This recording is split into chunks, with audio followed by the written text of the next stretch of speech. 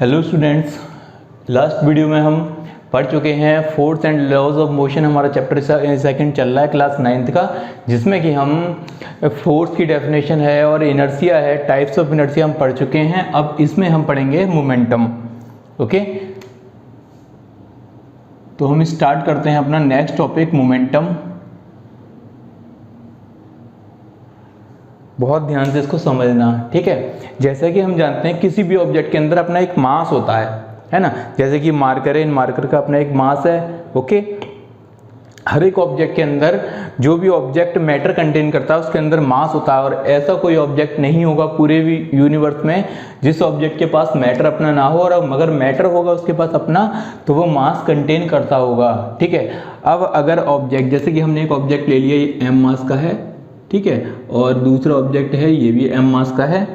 Okay, ये वाला object तो रेस्ट में है, लेकिन ये वाला ऑब्जेक्ट जो है वो मोशन कर रहा है, और इसकी जो वेलोसिटी है वो कितनी है v, और इसकी वेलोसिटी कितनी है 0। मतलब इसकी वेलोसिटी v जो है वो कुछ ना कुछ वैल्यू है, मान लिया v है, और जबकि इसकी वेलोसिटी कितनी है 0, ठीक है। तो अगर ये ऑब्जेक्ट रेस्ट में है, ये वाला मोशन नहीं कर रहा है, ओके, और हमें दिख रहा है कि यहाँ पर ये वाला ऑब्जेक्ट क्या कर रहा है, मोशन कर रहा है, तो इन दोनों में कुछ ना कुछ डिफरेंस होगा।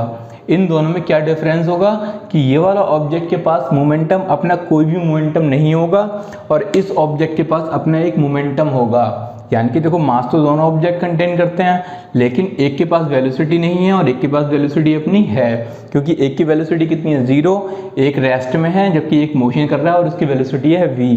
तो जिसके पास वेलोसिटी है उसका एक मोमेंटम भी होता है। यानी कि ऑब्जेक्ट, कोई भी ऑब्जेक्ट है जिस पर अगर किसी टाइप का फोर्स लगा हुआ है और उस फोर्स की वजह से अगर वो मोशन कर रहा है, तो मोशन करने से उसके अंदर क्या क्रिएट हो जाता है, एक मोमेंटम क्रिएट हो जाता है, ठीक है। तो मोमेंटम की डेफिनेशन हो जाती है the product of mass and velocity. The product of mass and velocity is called momentum, ठीक है बच्चों। इतना आपके समझ में आना चाहिए कि देखो, मास तो दोनों ऑब्जेक्ट कंटेन कर रहे थे। मैंने बताया था कोई भी ऑब्जेक्ट है यूनिवर्स में वो मास जरूर कंटेन करेगा, उसके पास अपना एक मास जरूर होगा। लेकिन अगर एक रेस्ट में और एक मोशन में है, यानी कि कोई भी ऑब्जेक्ट जो मोशन में होगा उसके पास अपना क्या होगा, एक मोमेंटम होता है। जैसे कि हम जानते हैं ऑब्जेक्ट, अगर फर्स्ट चैप्टर में हम पढ़ चुके हैं, ऑब्जेक्ट अगर अपनी वेलोसिटी चेंज करता है तो उसके अंदर एक्सेलरेशन प्रोड्यूस हो जाता है। लेकिन यहाँ पर एक्सेलरेशन प्रोड्यूस ना होकर बॉडी के अंदर क्या क्रिएट होता है, मोमेंटम होता है उसके पास अपना। किसी भी बॉडी के पास अपना एक मोमेंटम होगा, चाहे वो तेज चल रही है चाहे हल्की चल रही है, लेकिन अगर वो मोशन में है तो उसके पास अपना एक मोमेंटम है, याद रखना। So the product of mass and velocity is called momentum. It is denoted by P, ठीक है। इसको कैपिटल P से डिनोट करते हैं। अगर मोमेंटम का हम फॉर्मूला लिखना चाहें तो मोमेंटम इक्वल्स टू होता है मास इनटू वेलोसिटी, क्योंकि मास और वेलोसिटी का प्रोडक्ट ही क्या है, मोमेंटम। तो mass equals to momentum equals to mass into velocity. अब जैसे मैंने बताया था मोमेंटम को किससे डिनोट करते हैं, P से, तो मोमेंटम को यहाँ P से लिख देंगे। And here mass can be write small m and velocity equals to mv। So formula of momentum is P equals to m into v. Now its unit, as we know that we mostly derived any quantity unit from its formula. किसी भी quantity की unit हम इसके फॉर्मूले से drive करते हैं, तो यहाँ पर भी इसकी यूनिट हम देखते हैं। Okay, we will discuss about its unit. Unit क्या होगी इसकी, देखो मोमेंटम की हमको यूनिट निकालनी है, उसका फॉर्मूला हमारे पास है P equals to m into v, mass into velocity, ठीक है। तो ध्यान से देखना, unit of mass is kilogram, and unit of velocity metre per second, okay. तो यूनिट क्या हो गई, किलोग्राम मीटर पर सेकेंड। याद रखना, मास की यूनिट किलोग्राम होती है, वेलोसिटी की यूनिट मीटर पर सेकेंड होती है, तो ओवरऑल यूनिट क्या गई, kilogram metre per second. Okay, कुछ बच्चे गड़बड़ कर देते हैं, स्क्वायर लगा देते हैं। Square kilogram metre per second square momentum की यूनिट होती है, लेकिन अगर आप किलोग्राम मीटर पर सेकंड स्क्वायर कर देते हैं तो ये मोमेंटम की यूनिट नहीं रहती, ये फोर्स की यूनिट बन जाती है। ठीक है, क्योंकि फोर्स का फॉर्मूला होता है मास इनटू एक्सेलरेशन, और मास की यूनिट हो गई किलोग्राम और एक्सेलरेशन की यूनिट होती है मीटर पर सेकंड स्क्वायर। ठीक है, तो इसलिए ये मोमेंटम की यूनिट नहीं, ये मास की फोर्स की यूनिट बन जाती है। तो याद रखना बेटा, अगर यहाँ पर स्क्वायर है तो फोर्स की यूनिट है, लेकिन अगर यहाँ पर सिंगल सेकेंड ओनली, ठीक है, बिना स्क्वायर के, तो ये मोमेंटम की यूनिट होगी। ओके, अब इसमें कुछ हम डिफाइन कर लेते हैं क्या कि मोमेंटम किस किस फैक्टर पर डिपेंड करता है। तो यहाँ पर इसके फॉर्मूले में हमें दिख रहा है कि momentum equals to mass into velocity होता है, मास इनटू वेलोसिटी। तो मास और वेलोसिटी दोनों पर डिपेंड करता है ये। यहाँ देखो मास भी आ रहा है और वेलोसिटी भी आ रहा है, यानी कि मोमेंटम मास और वेलोसिटी दोनों पर डिपेंड करता है। तो यहीं से हम कुछ न्यू टर्म्स या कुछ न्यू कंडीशंस हम लर्न करते हैं। ठीक है, कुछ न्यू कंडीशंस डिस्कस करते हैं, वो देखते हैं हम कैसे। तो momentum depends on mass and velocity. दो फैक्टर ऐसे होते हैं मोमेंटम जिस पर डिपेंड करता है। ठीक है, तो वो लिख लेते हैं, मोमेंटम डिपेंड्स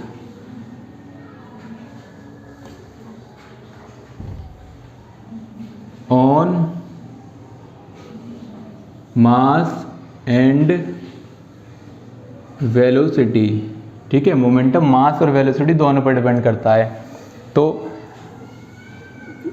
कुछ हम केस डिस्कस कर लेते हैं। ठीक है, अगर हमारे पास if two objects of same mass but different velocities. ठीक है, अगर हमारे पास दो ऑब्जेक्ट सेम मास के हों लेकिन उनकी वेलोसिटी डिफरेंट हो, मान लिया कि वेलोसिटी उनकी v1 एंड v2 हो। ठीक है, तो देखो ये हमने दो ऑब्जेक्ट कंसीडर कर लिए हैं, इसका भी मास m है और इसका भी मास m है, लेकिन वेलोसिटी इसकी v1 है और इसकी वेलोसिटी कितनी है, v2। ठीक है, दोनों डिफरेंट वेलोसिटी से मोशन कर रहे हैं, तो किसका मास ज़्यादा होगा। तो देखो यहाँ पर कि मोमेंटम, इस वाले का मोमेंटम कितना होगा, इस वाले ऑब्जेक्ट का हम जानते हैं P इक्वल्स टू एम भी होता है, लेकिन अगर फर्स्ट ऑब्जेक्ट का हम मोमेंटम निकाल रहे हैं तो momentum equals to mass into velocity. तो इस वाले ऑब्जेक्ट का हम मास लेंगे इनटू वेलोसिटी लेंगे, इनटू वेलोसिटी कितनी है v1, और अगर इस वाले ऑब्जेक्ट का मोमेंटम देखें तो P2 इक्वल्स टू कितना हो जाएगा, m इंटू v2। ठीक है, अगर हम P1 अपॉन P2 कर दें, P1 अपॉन P2 कर दें, ठीक है, P1 अपॉन P2 कर दिया हमने यहाँ से, तो कितना हो जाएगा, m v1 upon m v2। ठीक है, देखो यहाँ पर इस ऑब्जेक्ट का मास लिया था, इस ऑब्जेक्ट की वेलोसिटी। ठीक है, सेकंड पॉइंट पर क्या लिया, सेकंड पॉइंट का मोमेंटम निकालना था, तो सेकंड ऑब्जेक्ट का मास और सेकंड ऑब्जेक्ट की वेलोसिटी ले ली, और फिर हमने P1 को P2 से डिवाइड कर दिया। ठीक है, तो जब P1 को P2 से डिवाइड किया तो m v1 upon m v2 आ जाएगा, m से m कैंसिल हो गया। ठीक है, अब क्या होगा, देखो यहाँ कितना बचा, P1 upon P2 equals to कितना बचा, B1 अपॉन B2। ठीक है, तो यहाँ पर अगर हम देखना चाहें किसका मास, दोनों ऑब्जेक्ट, दो ऑब्जेक्ट थे, दोनों का मास सेम था, तो अब मोमेंटम किसका ज़्यादा होगा।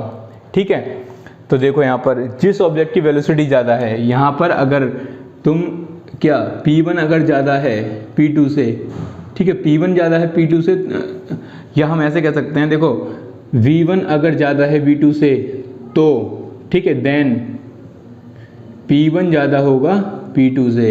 यानी कि अगर ये ऑब्जेक्ट 10 मीटर पर सेकंड की स्पीड से जा रहा था और ये ऑब्जेक्ट 20 मीटर पर सेकंड की स्पीड से जा रहा था, तो किसका मोमेंटम ज़्यादा होगा, जिसकी स्पीड ज़्यादा है, जिसकी वेलोसिटी ज़्यादा है, उसका मोमेंटम ज़्यादा होगा। यहाँ से ये प्रूव हुआ। या मैं आपको एक सिंपली एग्जांपल लेकर समझाता हूँ। देखो एक हमारे पास 5 किलोग्राम की बॉल ये है और एक 5 किलोग्राम की बॉल ये है, यानी कि दोनों 5 किलोग्राम की बॉल ले ली हमने। ठीक है, और ये वाली जो बॉल थी ये 2 मीटर पर सेकंड की स्पीड से जा रही थी, और जबकि ये वाली बॉल थी ये 4 मीटर पर सेकंड की स्पीड से जा रही थी। तो अब क्या होगा, अगर इसका मोमेंटम हम निकालेंगे तो इसके मास को इसके मोमेंट वेलोसिटी से मल्टीप्लाई कर देंगे, तो 5 2 जा 10, यानी कि इसका मोमेंटम आया 10, और जबकि इसका मोमेंटम कितना आएगा 20।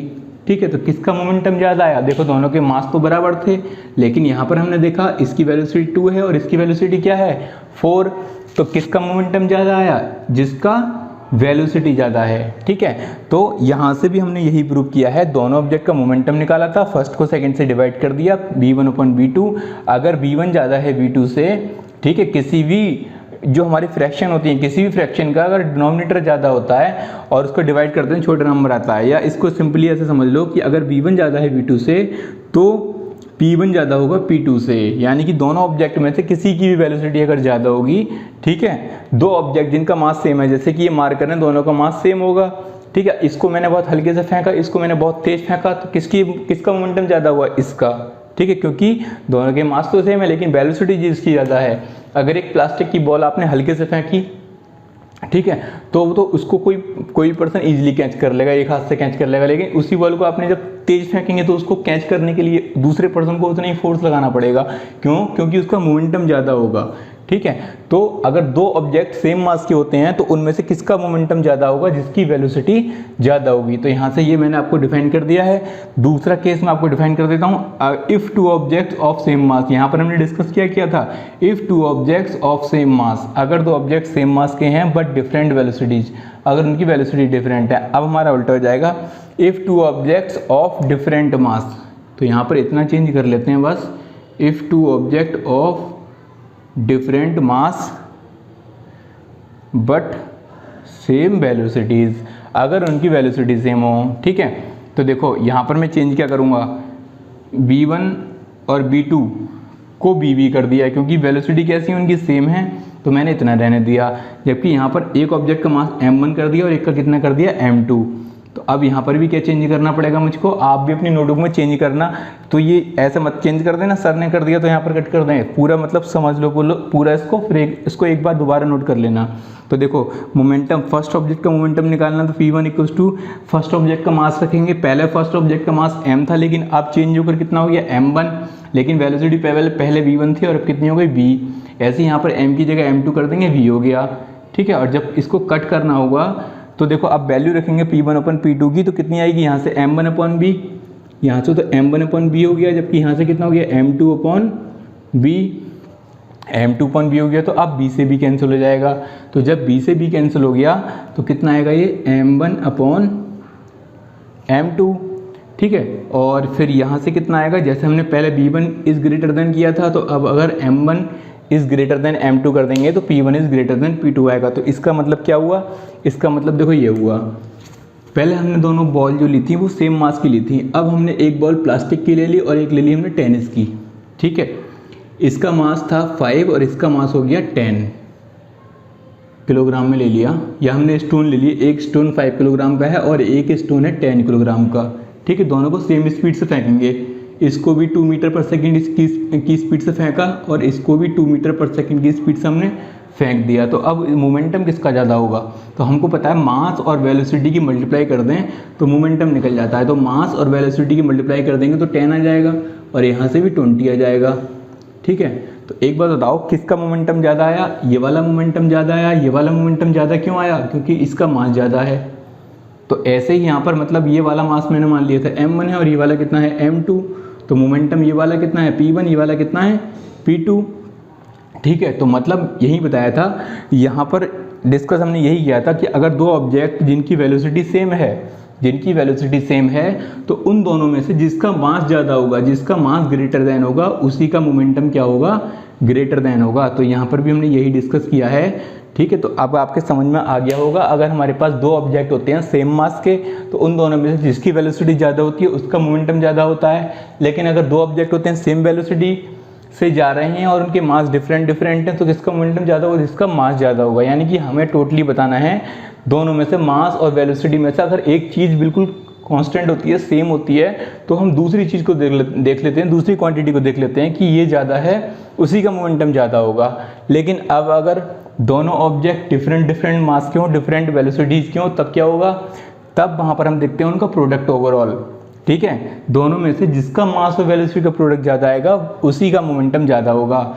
जैसे कि अभी तो हम डिस्कस कर रहे थे कि सेम मास और सेम वेलोसिटी वाले, लेकिन अब हमारे पास जैसे कि हमने ले लिया एक ऑब्जेक्ट है, इसका मास m1 है और इसका मास m2 है और ये v1 वेलोसिटी जा रहा है और ये v2 वेलोसिटी से जा रहा है, तो अब दोनों में से मोमेंटम किसका ज़्यादा होगा? तो यहाँ पर देखो ना तो दोनों का मास सेम है, ना दोनों की वेलोसिटी सेम है, तो अब क्या होगा? तो अब हम देखते हैं इनके मास और वेलोसिटी का प्रोडक्ट। दोनों में से जिसके भी मास और वेलोसिटी का प्रोडक्ट ज़्यादा आएगा उसी का मोमेंटम ज़्यादा होगा। जैसे कि एग्जाम्पल के तौर पर हम ले लेते हैं, ये हमने एक प्लास्टिक बॉल ले ली और ये प्लास्टिक बॉल है 1 किलोग्राम की, ठीक है, या फुटबॉल ले ली हमने 1 किलोग्राम की, और दूसरी फुटबॉल हमने ली तो ये फुटबॉल है 2 किलोग्राम की, ठीक है। ये वाली फुटबॉल जो है, ये फुटबॉल जा रही है 2 मीटर पर सेकेंड से, और जबकि ये वाली फुटबॉल जा रही है, ये जा रही है 4 मीटर पर सेकेंड से। अब देखो ना तो दोनों के मास बराबर हैं, ना दोनों की वेलोसिटी बराबर हैं, तो मोमेंटम किसका ज़्यादा होगा? तो मास और वेलोसिटी का प्रोडक्ट कर दो, ठीक है। तो 2 बन जा 2 आया इसका मोमेंटम, जबकि इसका मोमेंटम कितना आया? 2 4 जा 8, इसका मोमेंटम 8 आया, ठीक है। तो किसका मोमेंटम ज़्यादा है? इसका। तो अब यहाँ पर दोनों के जब मास और वेलोसिटी डिफरेंट होते हैं तो हम ओवरऑल प्रोडक्ट करके देख लेते हैं दोनों के मास का, दोनों के मास और वेलोसिटी का अलग अलग। तो जिसका मोमेंटम ज़्यादा आएगा वो हमें ओवरऑल दिख जाएगा कि किसका मोमेंटम ज़्यादा है, ठीक है। अब हम नेक्स्ट पढ़ते हैं Newton second law of motion. हाँ, तो हम अभी स्टार्ट करते हैं Newton second law of motion, ठीक है। इसको स्टार्ट करने से पहले थोड़ा सा हम न्यूटन इक्वेशंस ऑफ मोशन पर डिस्कस करते हैं। देखो हमारे पास फर्स्ट चैप्टर में हमने 3 इक्वेशंस ऑफ मोशन पढ़ी थी। फर्स्ट वाली थी हमारी b = u + at, ठीक है, और एक्सेलरेशन का फॉर्मूला हमारा a = v - u/t होता था, है ना, a = v - u/t था, और v = u + at ये हमारी फर्स्ट इक्वेशन थी। सेकंड इक्वेशन वैसे इनका यूज़ नहीं है यहाँ पर, यूज़ तो केवल फर्स्ट वाली का है, फर्स्ट वाली को ही समझ जाओ आप। b = u + at होता था, जहाँ पर एक्सेलरेशन a = v - u/t होता था। थोड़ा सा इसका यहाँ पर यूज़ होगा ना, इसलिए मैंने आपको थोड़ा समझा दिया है। तो Newton's second law of motion है क्या? ओके, सिंपली थोड़ा समझ लेते हैं इसको क्या है। इसके लिए हमने एक ऑब्जेक्ट कंसीडर कर लिया कि हमारे पास एक ऑब्जेक्ट है स्मॉल m मास का, ठीक है, स्मॉल m मास ही लेते हैं हम। तो consider an object of mass small m and initially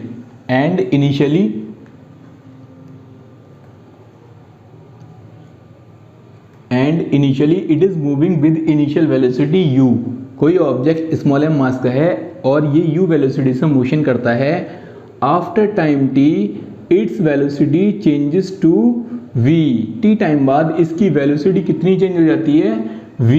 मतलब कोई ऑब्जेक्ट था m मास का, इस पर हमने कोई एक्सटर्नल फोर्स F लगाया।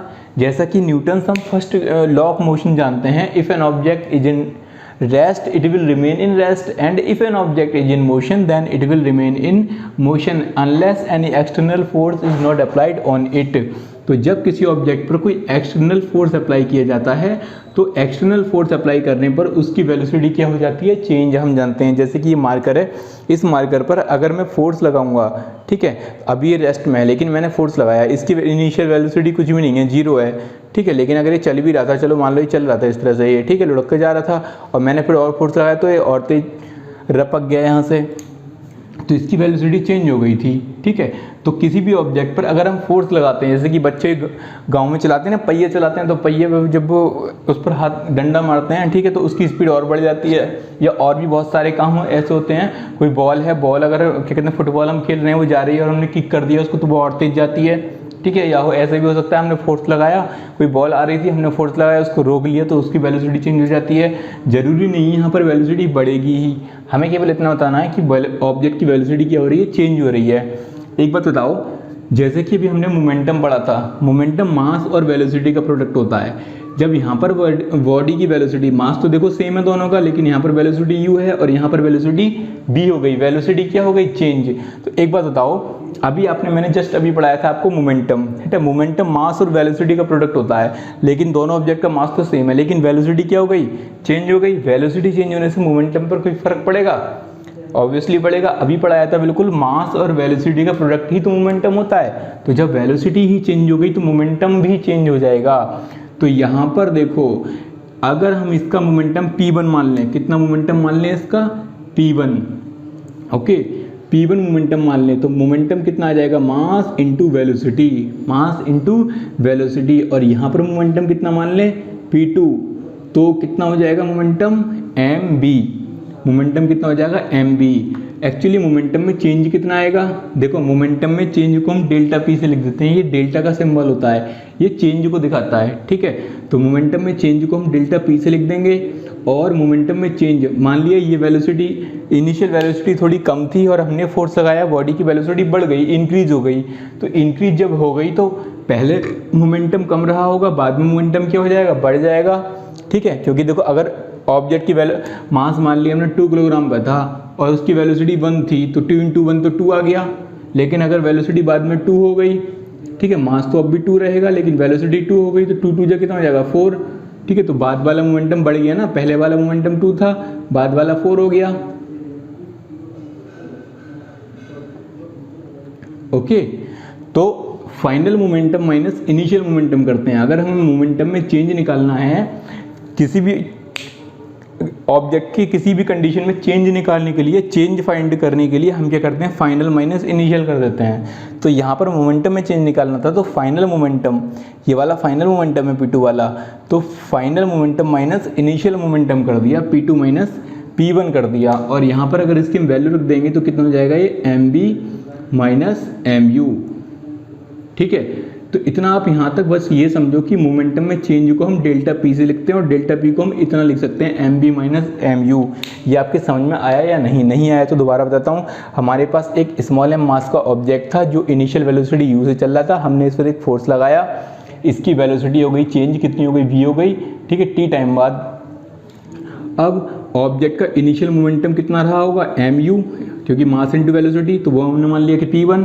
फाइनल मोमेंटम कितना हो गया होगा, P2, क्योंकि मास इंटू वेलोसिटी MB हो गया। अब हमें मोमेंटम में चेंज फाइंड करना है, तो मोमेंटम में चेंज फाइंड करने के लिए final momentum minus initial momentum कर दिया, तो MB माइनस MU हो गया। तो यहाँ तक हमने समझ लिया कि ये हमारा क्या है, चेंज इन मोमेंटम। इसको हम लिख सकते हैं change in momentum, change in momentum.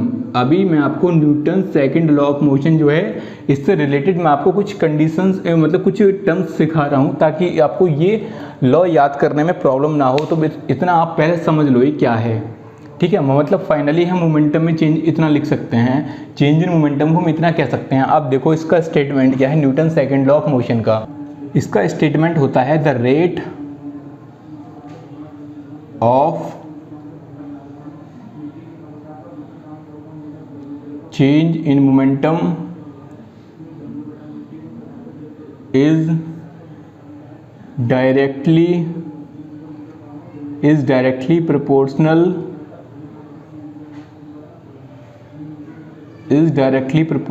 to applied force, okay। the rate of change in momentum is directly proportional to applied force. Applied force क्या, जैसे कि ऑब्जेक्ट था हमारे पास और ये हमारा अप्लाइड फोर्स हो गया, है ना। तो किसी भी ऑब्जेक्ट का जो चेंज इन मोमेंटम होता है, the rate of change in momentum. अच्छा एक बताओ, किसी भी ऑब्जेक्ट में, किसी भी क्वांटिटी में, किसी भी फिजिकल क्वांटिटी में अगर हमें रेट फाइंड करना होता है, तो रेट फाइंड करने के लिए हम क्या करते हैं, रेट फाइंड करने के लिए हम टाइम से डिवाइड कर देते हैं। जैसे फर्स्ट चैप्टर में हम रेट फाइंड करते थे, ठीक है, क्या रेट फाइंड करते थे, चेंज इन वेलोसिटी।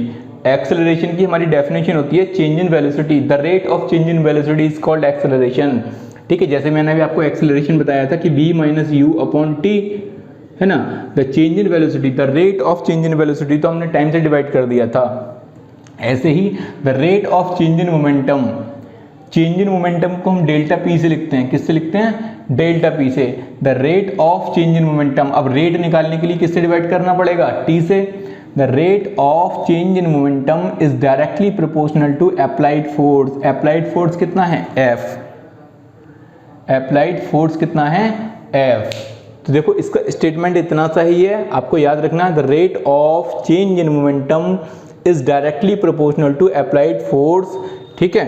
तो the rate of change in momentum, ये तो हो गया the rate of change in momentum.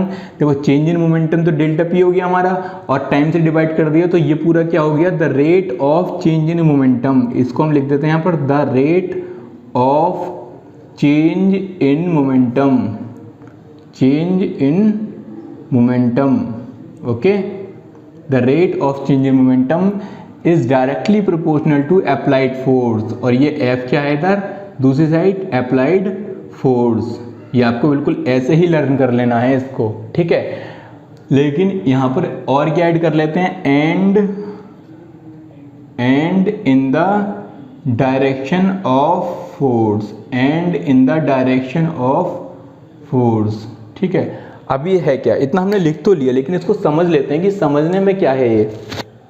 तो देखो, जैसे कोई भी ऑब्जेक्ट अगर मोशन करता हुआ जा रहा है, एनी ऑब्जेक्ट इज मूविंग, ठीक है, कोई भी ऑब्जेक्ट अगर मोशन करता हुआ जा रहा है और उसको हम मान लो ये मार्कर मूव कर रहा था, ठीक है, मोशन करता हुआ जा रहा है और हमने इस पर फोर्स, तो अगर ये मोशन कर रहा है तो इसके अंदर अपने एक मोमेंटम होगा, और हमने अगर इस पर एक फोर्स और लगा दिया तो ये और तेज मोशन करेगा, ठीक है, और तेज मोशन करता हो गया तो इसके एक मोमेंटम में चेंज आ गया, इसके मोमेंटम में क्या हो गया, चेंज हो गया। तो मोमेंटम में चेंज टाइम के साथ साथ हुआ है, जिसको हम क्या कहते हैं, the rate of change in momentum.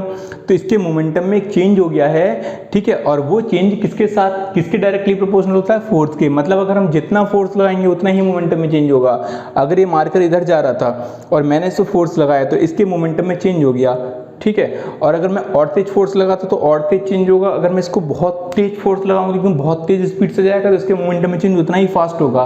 तो यानी कि किसी भी बॉल पर, या कोई बॉल अगर मूव कर दी जा रही है और उसको हम हल्के हल्के एक बैट से किक मतलब हिट कर रहे हैं तो धीरे धीरे मोशन करेगी, लेकिन अगर उसको बहुत तेज हम इस हिट करें तो इसके बॉल में एकदम मोमेंटम में बहुत फास्ट मोशन क्रिएट होगी, जिससे उसके मोमेंटम एकदम सडनली चेंज हो जाएगा, ठीक है। और वो मोमेंटम में चेंज किसके डायरेक्टली प्रोपोर्शनल होगा, फोर्स के। मतलब आप जितना फोर्स लगाते हैं किसी भी ऑब्जेक्ट पर, जितना फोर्स लगाते हैं वो उतना ही फास्ट मोशन करती हुई जाती है, ठीक है। यानी कि जितना फास्ट मोशन करेगी उसका उतना ही ज़्यादा मोमेंटम में चेंज होगा। तो समझ में आ गया, जितना ऑब्जेक्ट, अगर कोई बॉडी रेस्ट में है तो इसका मोमेंटम इस टाइम 0 है। किसी भी बॉडी का मोमेंटम 0 कब होगा, जब वो रेस्ट में होगी, क्योंकि उसका मास तो कभी 0 हो नहीं सकता। लेकिन अगर वो रेस्ट में होगी तो मास और वेलोसिटी का प्रोडक्ट मोमेंटम कितना हो गया, 0। तो अगर बॉडी रेस्ट में है और इसका मोमेंटम 0 है, हमने इस पर फोर्स लगाया, हल्के से फोर्स लगाएंगे तो हल्का सा मोमेंटम क्रिएट होगा इसके अंदर, यानी कि इसके मोमेंटम में हल्का सा मोमेंटम चेंज होगा इसका, क्योंकि हमने एक बहुत स्लो फोर्स लगाया है, ठीक है। अगर हम इस पर ज़्यादा फोर्स लगा दें, ज़्यादा मात्रा में फोर्स लगा दें तो इसका क्या मोमेंटम एकदम सडनली बहुत तेज चेंज होगा, ठीक है। तो यानी कि मोमेंटम में चेंज जो होता है, the rate of change in momentum is directly proportional to applied force and in the direction of force. मतलब जिस डायरेक्शन में आप फोर्स लगाते हैं उसी डायरेक्शन में मोमेंटम में चेंज होता है। समझ में आ गया, the rate of change in momentum is directly proportional to applied force and in the direction of force. तो यहाँ तक मैंने 2 पॉइंट आपको ये समझा दिए हैं। अब इसके बाद आगे इसको देखते हैं क्या है। तो इसको मैं यहाँ पर रफ करता हूँ इसको, क्योंकि इसको मैथमेटिकली हमें प्रूफ भी करना है। तो इसके बाद यहाँ देखो, मैंने आपको ऑलरेडी पहले ही बता दिया था, डेल्टा पी को हम लिख सकते हैं m b minus m u, ठीक है। तो मैं देखो इसको इधर लिख लेता हूँ, इसको इधर लिख लेता हूँ, कोई प्रॉब्लम नहीं होगी, ठीक है। अगर आप इक्वल वाली, जैसे कि इक्वेशन लिखी हुई है f equals to m a, या कोई इक्वेशन मान लो जैसे कि आपका x इक्वल्स टू वाई लिखा हुआ है, तो आप y को इधर लिख लो, x को इधर लिख लो, कोई प्रॉब्लम नहीं है, ठीक है। ऐसे ही इसको हम इधर लिख लेते हैं। तो इसको मैंने लिख लिया इस side, f is proportional to delta p over delta t, delta p upon delta t। Delta p को हमने कितना लिख दिया, delta p upon t, delta p को हमने कितना लिख दिया, m b minus m u. तो अब मैं इस डेल्टा p की प्लेस पे लिख देता हूँ m b minus m u upon t। देखो ये b है, ये u है। अब यहाँ पर क्या होगा, इन दोनों में से m कॉमन ले लिया, m जब कॉमन ले लिया तो b minus u upon T हो गया। अब एक बात आओ, b minus u upon T, b minus u upon T आपका कितना हो जाएगा, ये b minus u upon T कितना हो जाएगा, ठीक है। b minus u upon T हम जानते होता है a, तो यानी कि इसको हम लिख सकते हैं यहाँ से, इसको f is proportional to m ऐसे ही रहेगा, b minus u upon t को हम कितना लिख सकते हैं, a लिख सकते हैं। और जब इस प्रोपोर्शन को यहाँ से हटाते हैं तो एक कांस्टेंट किया जाएगा, k इक्वल्स टू m हो गया, k इक्वल्स टू 1 लिख देंगे तो ये कितना हो जाएगा, f equals to m a, ठीक है। ये न्यूटन के सेकंड लॉ की मैथमेटिकल फॉर्म है। तो यहाँ लिख देते हैं it is the mathematical form, it is mathematical form, ठीक है, of second law, of second law. तो आपके समझ में अच्छे से आ जाना चाहिए। न्यूटन सेकंड लॉ था, इसका स्टेटमेंट ये था। अगर स्टेटमेंट पूछता है तो आपको यहाँ तक लिखना है। अगर आपको पूछता है ड्राइव भी करो, मैथमेटिकल फॉर्म में लिखो, तो मैथमेटिकल फॉर्म F = ma होता है। यही क्या है, फोर्स का फॉर्मूला भी यही होता है, F = ma। ठीक है, फोर्स का फॉर्मूला आपसे कोई पूछे तो F = ma न्यूटन के सेकंड लॉ से आता है। तो यहाँ तक इस वीडियो में हम इतना ही रहने देते हैं। इसके बाद न्यूटन सेकंड लॉ और इससे रिलेटेड जो भी हमारे अलग जो चैप्टर में बचा है वो हम नेक्स्ट वीडियो में डिस्कस करेंगे। Thanks, subscribe my channel.